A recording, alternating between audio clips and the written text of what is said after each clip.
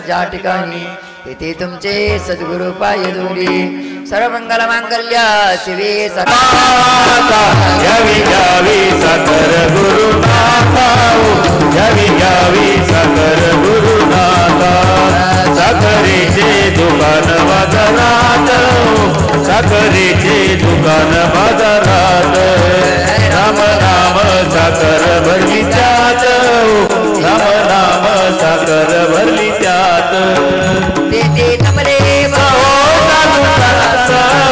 तेथे तमले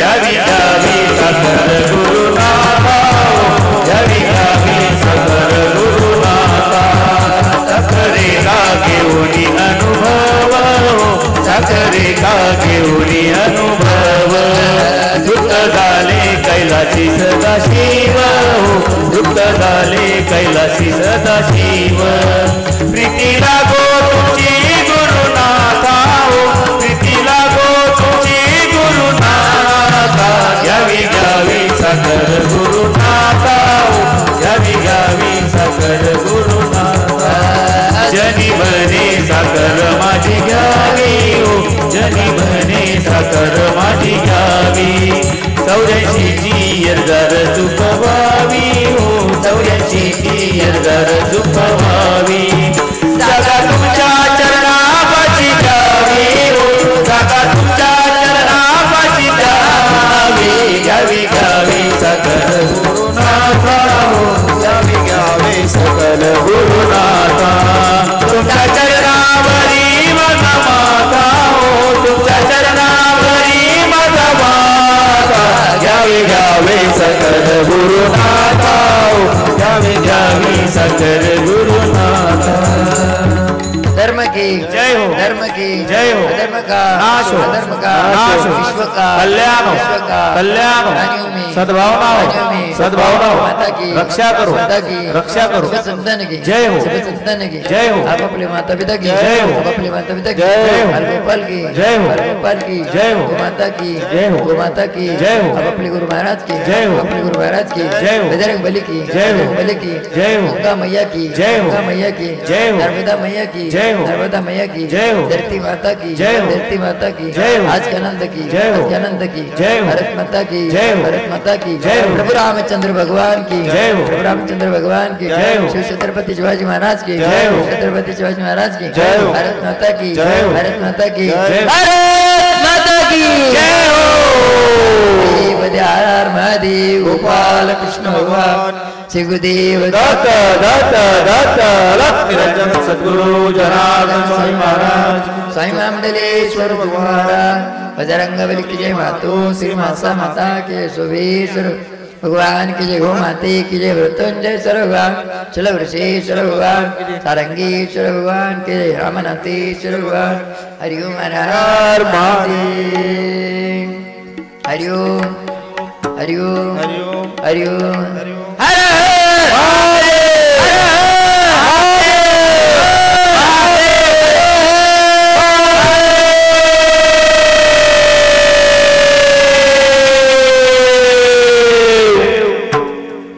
देवापर्यंत पोहोचला तर आपला आपला प्रसाद खाऊन घ्या आपल्या आपल्या जागेवर प्रसाद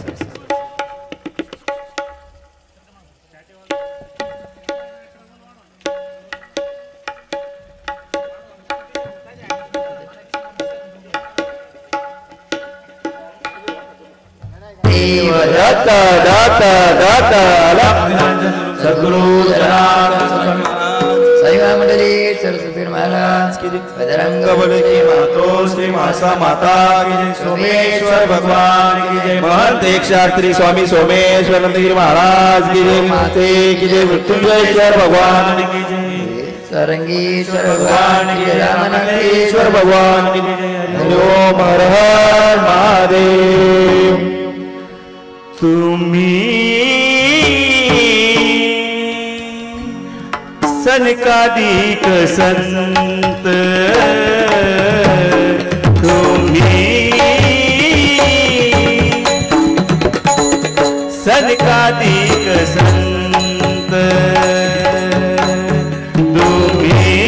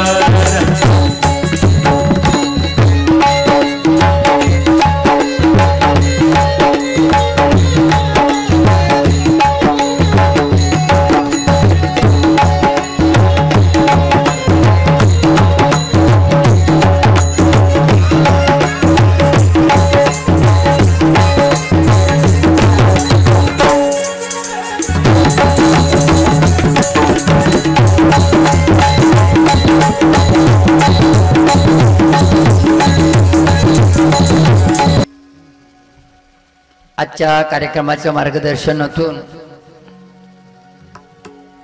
ती शिदोरी मिळून ती शिदोरी गठोडं बांधून ठेवायची उशाला.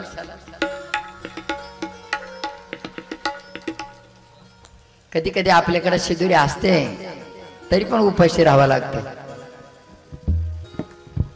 ही शिदोरी अशी दररोजच्या नियमात मात्र आपण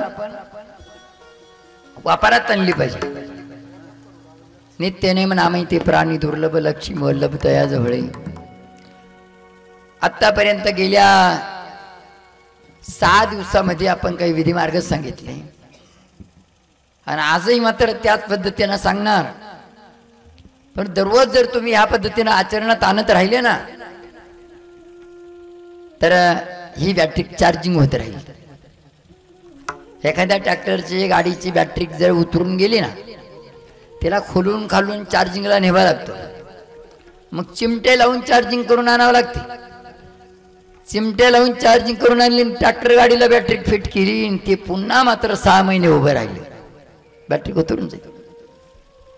चार्जिंग करून आणल्यानंतर ते चालू ठेवावं लागतं बिना कामाचं नाही.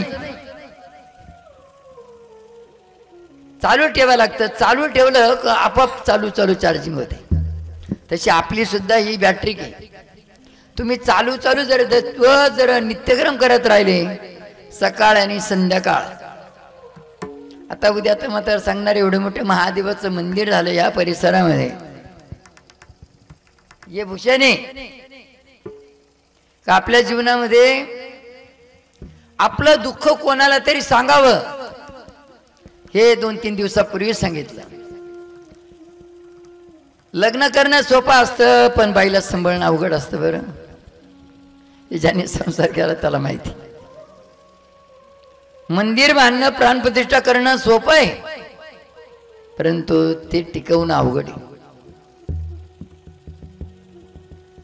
देवाला भेटायला गेलंच पाहिजे.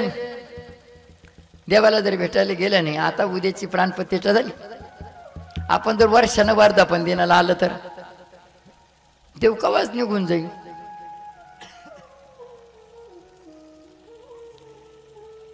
देव आहे आपल्याला त्याला असं वाटतं का तुम्ही तुमचे दुःख मला सांगावं. तुम्ही तुमचे दुःख मला सांगावं आणि कमीत कमी त्या मापाची सेवा पण आपली असली पाहिजे. त्या मापाची सेवा पण असली पाहिजे ना. नाही तर दुःखात सांगत बसायचं समाजात सांगत बसायच्या आणि आपल्या खात्यावरती काही बॅलन्सच नाही. टोल नाक्याच्या खात्यावरती बॅलन्स असेल तरच ते दांडकवर उठतात. नाहीतर मग तिथंच ते दांड काढून धरतं. सुट्टी दान बंद आहे नाही. तुम्हाला माहिती आहे ना ते टोल नाक्याच्या खात्यावरती बॅलन्स असलं का लगेच चटकन दांड कुठं त्याला विचारायचीच गरज नाही. त्याच्या खात्यावर झालं. मग आजही जर समजा आपण हप्त्यातून महिन्यातून एकदा देवाची देवपूजा करायची मोठं काहीतरी देवावर संकट टाकायचं म्हणलं जमन का. जेवढी वस्तू पाहिजे ना आपल्याला तेवढं बॅलन्स त्याच्या डबल न बॅलन्स पाहिजे. नाही तर टोल नाक्याच्या खात्याचं जर तो टोल नाका आहे 240चा खात्यावर आहे 100 रुपये तरी दांड कुठणार. तसं आहे मात्र तुमच्या हर प्रकारच्या समस्या सांगताना विधी पूजा आरती जप तप नियम आहे का बा तुमच्याले कमीत कमी. त्यांनी सांगितलं ते वाक्य बाबाजींच्या मुखातून निघालं जो माझ्या नेमा पडेल मी त्यांच्या कामा. ही गोष्ट सहज न हो तुमच्या जीवनातला अनुभव आहे का नाही. ज्या सर्व्हिसवाले असतील ना सर्व्हिसवाले असतील तर त्यांच्या जीवनातला अनुभव आहे. सर्व्हिसच्या नियमाप्रमाणे ते जर सर्व्हिसच्या ड्युटीवरती जर गेले ना ते म्हणले मला परवडत नाही. ते म्हणलं बा 2 रुपये वाढवून घे पण ये. आणि सर्व्हिसच्या नियमाच्या विरुद्ध म्हणजे 9ला ड्युटीन जर हा म्हणला कधी 10ला कधी 12ला कधी 3ला जाऊन म्हणला मला परवडत नाही ते म्हणसन मग घरीच आहे आता परवडत नाही. तर सर्व्हिसचा नियम आहे 9 वाजता ड्युटी 9च्या 10-5 मिनिटं जर अगोदर गेलं तर मला माझी दिवाळी होत नाही. ते म्हण बोनस घे बाबा पण ये. आणि एखादं मात्र 9ला ड्युटी 9च्या 10ला 12ला कधी 3ला कधी 4ला गेलं पण म्हणलं माझी दिवाळी होत नाही. ते म्हणून तो दिवाळ तिकडच कर, येऊच नको. तीच गोष्ट मात्र मुलांना नाही कळत. आपण आपलं आयुष्य मात्र आपल्या मुलांसाठी, आपल्या परिवारासाठी रक्ताचं पाणी केलं, हाडाचे काड केले. समजलं ना? शेवटी शेवटी हे हाड हे मास जात, फक्त हाडकुळे राहते. बरं, हाडाचे काड म्हणते याला. रक्ताचं पाणी केलं, घाम फुसू फुसू काम केलं, तरी परंतु मुलांना दया नाही आली. आजपर्यंत पाहिलं का हो एखाद्या मुलांना मुलांनी व आई वडिलांना चोपाळ्यात बसून धोका दिला का? तुम्ही लई थकले बा, आमच्यासाठी सगळं करून ठेवलं, आता आम्ही करतो, आता तुम्ही चोपाळ्यात राहून तुम्हाला धोका देतो. पाहिलं कधी? चोपाळ्यात बसून मात्र कधी धोका दिला नाही. पण आई वडिलांची अपेक्षा आहे हाताना नाही तर लाथाना देईल बा. ह्याच अपेक्षावरती जीवन जगतो आपण. पण सरकार जेव्हा मात्र सर्व्हिसला असताना 50 वर्ष 58 वर्ष सर्व्हिस होते आणि रिटायर झाल्यानंतर अर्धा पगार मात्र सरकार देत. अर्धा पगार तुमचे मुलं तुम्हाला सांभाळणार नाही, हा अर्धा पगार घ्या. हो आई वडील माझे थोर, काय सांगू त्यांचे उपकार. जीवनाच्या वाटेवरती किती असतो त्यांचा आधार. आई माझी मायेचा सागर, दिला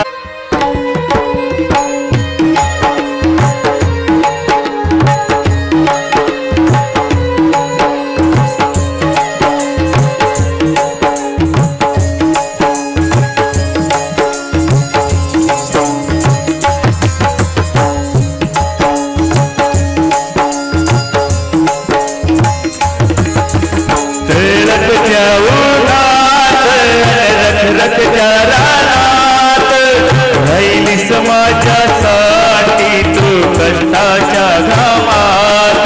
कधी मिळेल मुठभर घास, कधी घडे तिला उपवास. ओल्या मातीतून चालताना उडविले काट्याचे घर. आई माझी मायेचा सागर, दिला तिने जीवन आकार.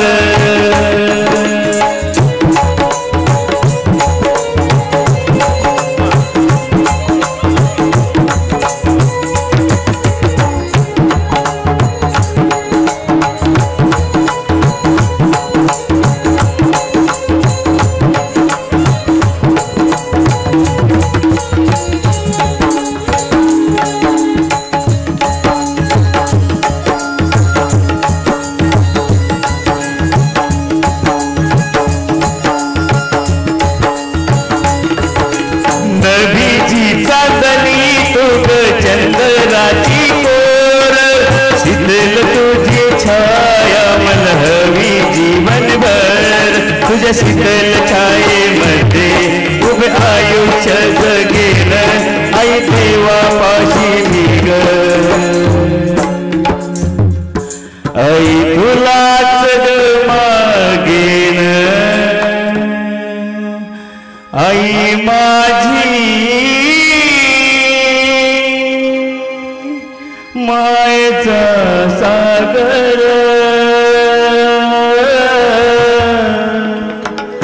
दिला तिने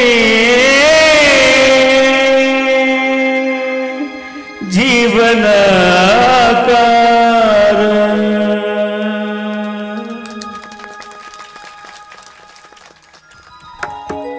या अनुभव मात्र आपल्या सगळ्याच्या जीवनामध्ये आहे. आज जे चाललंय ते प्रत्येकाच्या डोळ्यासमोर आहे. एक आई 10 लेकरांना सांभाळते, 10 लेकर एका आईला सांभाळत नाही. सत्य आहे का नाही? हे म्हणतात त्याच्याकडे राहीन, ते म्हणतात त्याच्याकडे राहीन, ते म्हणतात त्याच्याकडे राहीन.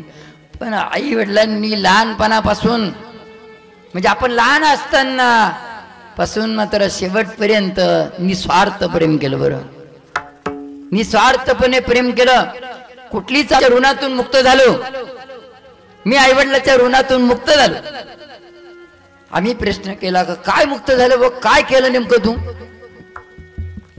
ते म्हटलं बाल्यावस्थेमध्ये, मी बाल्यावस्थेमध्ये असताना आईने माझे बोट धरून चालवलं.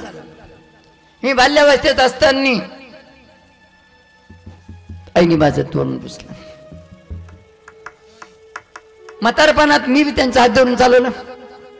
त्यांनी बाल्यावस्थेत माझा हात धरून चालवलं. म्हातारपणात मी त्यांना हात धरून चालवलं. बाल्यावस्थेत असताना आईने माझे तोंड पुसलं. म्हातारपणात मी पण त्यांचं तोंड पुसलं.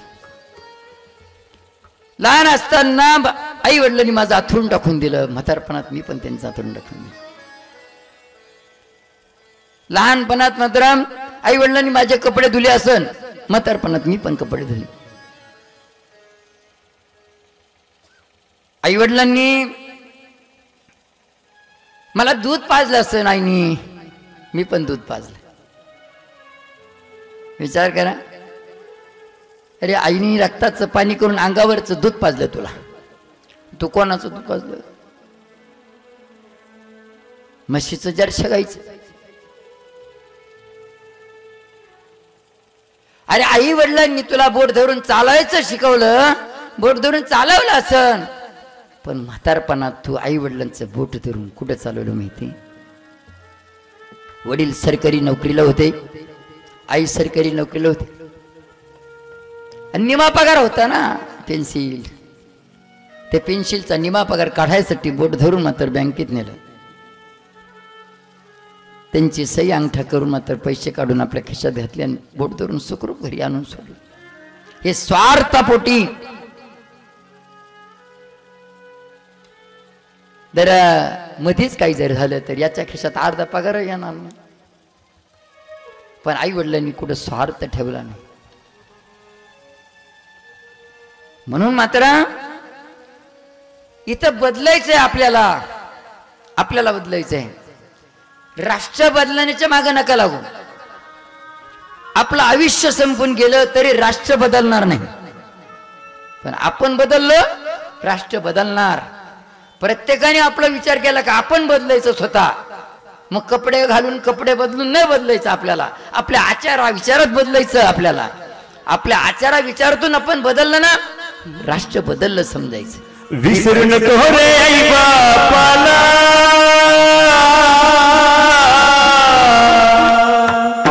विसरू नको रे आई बापाला, झिजविली त्यांनी काया, काया झिजवून तुझ्या शिरावर धरली सुखाची माया वेड्या. मिळणार नाही तुला आई बापाची माया, मिळणार नाही तुला आई बापाची माया, मिळणार नाही तुला आई बापाची माया.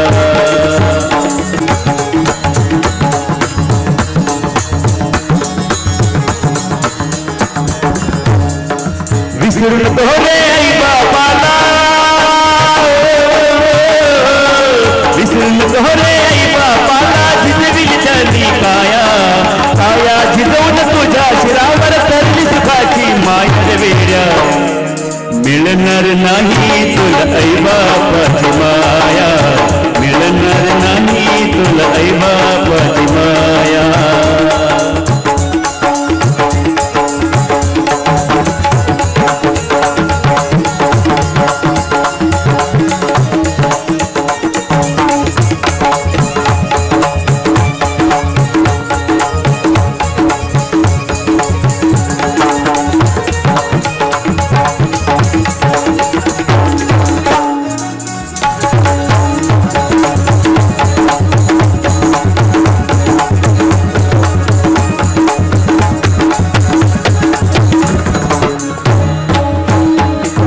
मिळेल बंगला माडी, मोटर गीर गाडी, तुला मिळेल बंगला माडी, शेती बाडी मोटर गाडी.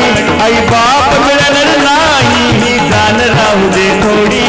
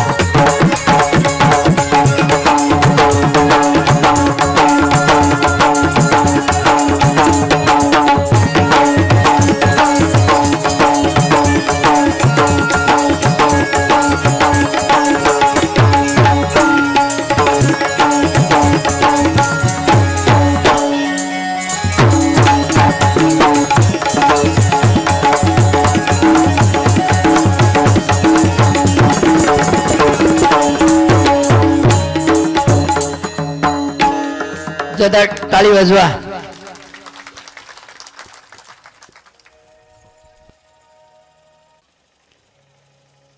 म्हणून मात्र त्याच्या करता आपण बदलायचंय, म्हणजे आपले आचार विचार बदलायचे. दररोज तर आपल्याला आंघोळ करावं लागतेच, दररोज मात्र चहा प्यावा लागतोच, स्वच्छ कपडे घालावं लागते, भांगपट्टी करावं लागते, आरशात पाहावं लागतं. दररोजचं नित्यक्रम तर चालूच आहे का नाही? त्यामध्येच मात्र दररोजचा नित्यक्रम असा करा की जेणेकरून मात्र सुख शांती तुम्हाला शोधत शोधत तुमच्याकडे येईल. सहज आहे. कार्यक्रमाच्या सुरुवातीपासून तर शेवटपर्यंत आज 7वा दिवस उगला. शेवटपर्यंत काय सांगतो मी? तुझं आहे तुझं पशी परी तुझा का चुकलाशी. एक अनुभव मात्र तुम्हाला एक दृष्टांत सांगतो त्याच्यामध्ये. दोघं मित्र होते. आता दोघं मित्र होते तर ते यात्रेला निघाले.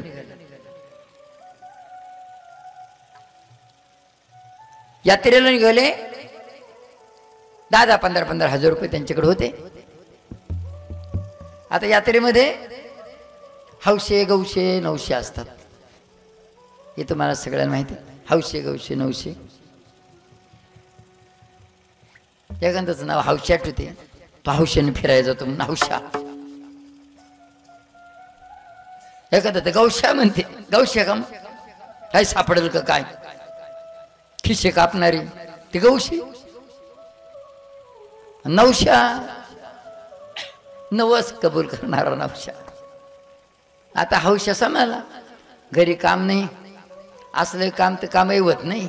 कामाचं नेट पडलं का मग मात्र हौस मौज करायला जायचं, त्याला म्हणते हौशा. आणि गौशामध्ये काही सापडेल का काय, खिशे पिशे कापून चोरी बिरी करून, त्याला म्हणते गौशा. नवशा 10 लाखाचा बाग होते, तुला एक नारळ फुगली. हा नवशा. 10 लाखाचा बाग होते, तुला 1.25 किलो पेढे वाटेल. हा नवशा. आता 10 लाखाचा बाग करून दिलो हा एक नारळाने. एक नारळ फोडल्यावर तुकडे किती ठेवीन? 5. अहो 5 पहिले होते, आता एकाचे. तो 5 तुकडे करता करताच म्हणून देव काय खातो काय.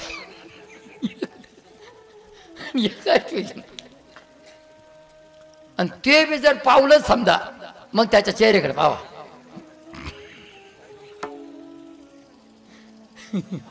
नाक डोळे मोडून तो म्हणत नाही जाऊ द्या भाऊ देवाला पावलंच ते. आता 10 लाखाचा बाग करून दिले हो, 1.25 किलो पेढे आणले. 1.25 किलो पेढे वाटीन बा. किती वाटीन? 1.25 किलो. देवाला किती होईल? 1.25 किलो देवाला किती होईल? आमच्याकडे पेढ्याचं बाग सवी दाखवतो ना, 1.25 किलोच आणले. आता हे देव काय खातो काय?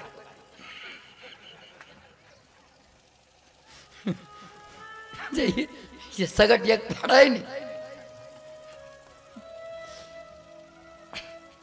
मग जर देवाने 10 लाखाचा बाग करून द्यायचा, 10 लाखाचे कांदे करून द्यायचे, तेव्हा 1.25 किलो पेढे. मग देवाला 1-1.5 लाखाचे पेढे होऊन खाता नाही. 10 लाखाचे कांदे करायचे, 10 लाखाचा बाग करायचा, मग एक नारळ फोडीन. हा 1-1.5 लाखाचे नारळ फोडून, पोतं नारळ फोडून देवाला खाता येत नाही. याला मग ते नवशी. आणि देवाचं मुख दर्शन करणारा वेगळा असतो. बरं, मुख दर्शन करणारा वेगळा असतो. इथून मात्र तुम्ही पाहतात 2-2, 3-3 महिने मात्र वारीला जातात, पंढरपूरच्या वारीला. इकडं विठ्ठल रुक्माई उपाशी, घरी आई वडील. ते म्हणते तेवढं लाईट आली का तेवढं बांडवर भरून द्या, डोरागुरा चारा खाण करा, आणि तेवढं थोडस निंदून ठेव, वाळ उळं बिळ चिमटून बिमटून. आम्ही चालूय वारीला. खरं विठ्ठल रुक्माई पांडुरंग घरी आहे, हे पांडुरंग उपाशी म्हणजे पांडुरंगाला काम सांगून गेले हो. तो पांडुरंग भेटेल यांना. वाऱ्या करता करता आयुष्य गेलं भाऊ. पण देवायला खेत्री 2 महिने पायी पायी वारी करत करत गेला. पंढरपूरमध्ये गेला का पहिलं देव त्याला भूक लागू देतो खळबळून. हॉटेल बाजूला राहतेच. मग तो विचार करतो, तो म्हणजे देवच सुचत त्याला. तो विचार करतो बारीला जर उभं राहिलं जर चेक करून पडलं तर अरे मरू दे ना मेला जातो तिकडे पावन होशील ना. मग त्याच्यापेक्षा चेक करून नका पडायला मग त्याच्याकरता पोटभर जेवून घेतो दाबून चेपून. हॉटेल होते निघाला का पुढं कपडे. तो म्हणतो कपडे कुपडे घेतो. कपडे पुढे घेतले पुढे म्हणतो नातवाला खेळणं बिळणं घेतो. खेळणं बिळणं सगळा बोजा बोकंडी घेतो. मग पांडुरंगाच्या दर्शनाला जातो. पांडुरंग काय म्हणत असेल बाबा तुम्ही सांगा. पांडुरंग म्हणत असं याला का तिकडे बाजार नव्हता काय माहिती. सगळा बोजा बोकंडी घेतला आणि मला भेटायला आला. किती श्राद्ध आहे हो. अशा 100 आणि 1000 वाऱ्या केल्या ना 100 वाऱ्या केल्या तर पांडुरंग भेटल. जो म्हणतो जीव जावं अथवा राहावं, जीव जावं अथवा राहावं, पांडुरंगे दुड भाव. असा भाव पाहिजे ना. असा ज्याचा भाव असा, ज्याचा असा भाव त्याचा देव. आणि ज्याचा देव त्याला कशाचा देव मग. ही गोष्ट असं आहे. असंच मात्र तर ते यात्रेला निघाले आणि एकाला माहिती होतं यात्रेला. यात्रा माहिती होती. हौशे गौशे नवशे एकाला माहितीच नव्हतं. मग त्यांनी त्याला मार्गदर्शन दिलं. यात्रेत असते हौशे गौशे नवशे.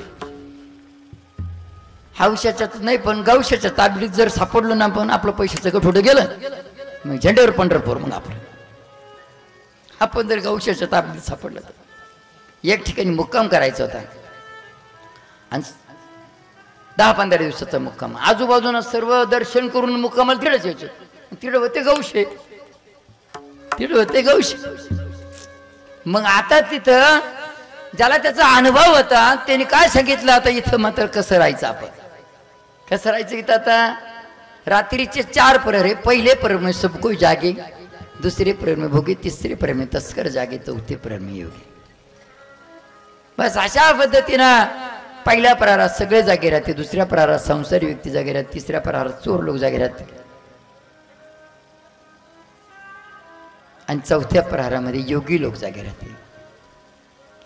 5:30ला चोर लोक जेवण करते आणि झोपत आहे. मग आपलं पैशाचं गठुडं चोरांच्या उशाला ठेवून द्यायचं. ना चिंता ना बहीण हमेशा जनार्दन स्वामी की जय. काय उठून पाहायची गरज नाही का बा पैशाचं गठुडं गेलं का आहे. जे चोर त्यांच्याच उशाला पैशाचं गठुडं सांभाळायला द्यायचं. ना चिंता ना बहीण हमेशा जनार्दन स्वामी की जय. चोर 5:30ला जेवण करून झोपले तोपर्यंत त्याची गडबड चालू राहायची. पैशाचे गठोडे तिकडे ठेवून दिले. 12 वाजेनंतर चोर उठायचे. पण त्याला काय माहिती आता आपल्या उशाला आहे. ते याच्या उशा पाय त्याला चाचपड, इकडे बॅग पाय तिकडे बॅग पाय, इकडं खड्डा खोत तिकडे खड्डा खोत, जाम होऊन जायचे 3-3:30 वाजेपर्यंत. जाम झाले का मग त्या पैशालाच उसा लावून झोपायचे. मग यांचा काकड्याचा टाइम झाला 4 वाजेचा. ते पैशाचं गठोड काढून घ्यायचे. सकाळी मात्र थुकालून मोजायचे त्यांच्या समोर. आणि 15 दिवसाच्या मुक्कामाला पैसे सांभाळायला चोरांच्या उशाला चोरांकडे 15 दिवस पैसे सापडू दिले नाही. 15 दिवसाचा मुक्काम संपला अडवलं ना ते. थांबा म्हणजे नेमकं आमच्या समोर सकाळी पैसे मोजायचे आणि रात्री ठेवित होते कुठं. म्हणजे आता तुम्हाला सांगून उपाय काय. आमचे पैसे तुमच्या जवळ पण आता तुम्ही जागाच. तुझा आहे तुझं पैसे परी तू जागाच. आपलं आपल्या जवळ आपल्या आतील जर दैविक शक्ती जागृत झाली ना बाहेरचा देव मात्र आपोआप दिसत.